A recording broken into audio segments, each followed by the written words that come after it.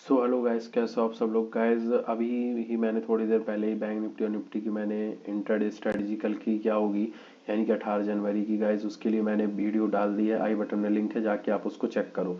अब गाइस बात करते हैं कि हमारी इक्विटी के लिए कल की क्या इंट्राडे स्ट्रेटजी होगी। गाइस मैंने 3 स्टॉक सेलेक्ट किए हैं कल के लिए, जिसपे आप इंट्राडे कॉल्स ले सकते हो, ठीक है। तो गाइज बात करते हैं सबसे पहले हम HDFC बैंक की। तो गाइज HDFC बैंक में आप देखो आज ब्रेकआउट आया है, और जो आज ये स्टॉक है ये 50 EMA के ऊपर सपोर्ट लेके ट्रेड कर रहा है। तो आपको क्या लेवल्स याद रखने हैं और कहाँ तक के आपको टारगेट्स मिल सकते हैं।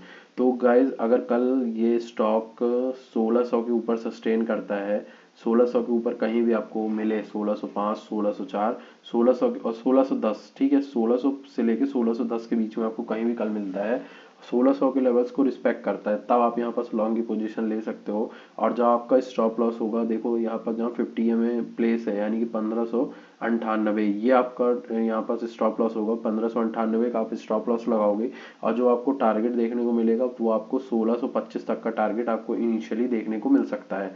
1625 आपका पहला टारगेट होगा, और फिर आप इसको ट्रेलिंग स्टॉप लॉस यूज कर सकते हो जहां तक आपको मोमेंटम मिलता है, ठीक है। तो 1600 ये हो गया आपका 1598 के stop loss. Risk to reward यहाँ आपका फेवरेबल है, 1:2 का रिस्क टू रिवॉर्ड रेशियो बैठ रहा है, ठीक है। और मैंने आपको इसका रीजन बता दिया, 50 EMA के ऊपर सपोर्ट लेके ट्रेड कर रहा है।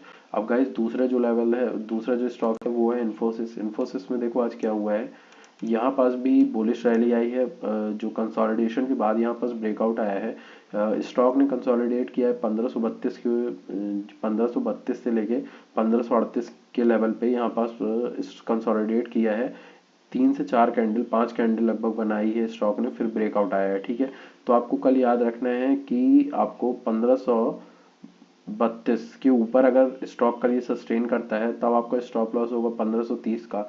1532 के ऊपर अगर सस्टेन करता है, तब आप 1530 का स्टॉप लॉस लगाओगे, और जो आपका पहला टारगेट होगा वो 1556 तक का होगा। यहाँ आप पुराने लेवल्स आके देखोगे तो 1500, 1556, 1555 ये आपका टारगेट यहाँ पर दिख रहा है। तो रिस्क टू रिवॉर्ड यहाँ भी फेवरेबल है।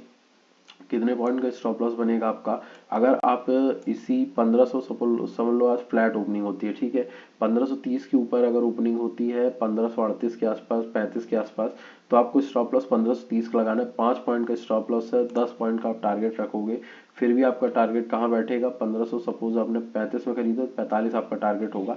मैं आपको 20 पॉइंट का टारगेट दे रहा हूँ, 1555। अगर 1540 में भी आपको मिलता है, तो आप 1530 का स्टॉप लॉस लगाओगे, तो अब 10 पॉइंट का स्टॉप लॉस होता है, 20 पॉइंट आपको टारगेट मिलेगा।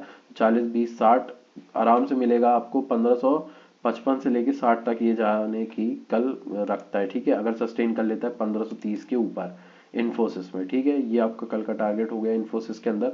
और गाइस तीसरा और लास्ट स्टॉक है, ये है अपना इप्का लैब।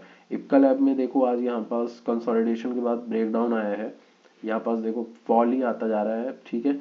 तो इस पे आपको क्या याद रखना है कि यहाँ पास कंसोलिडेशन कहाँ पास हुआ है, 1854, 1855।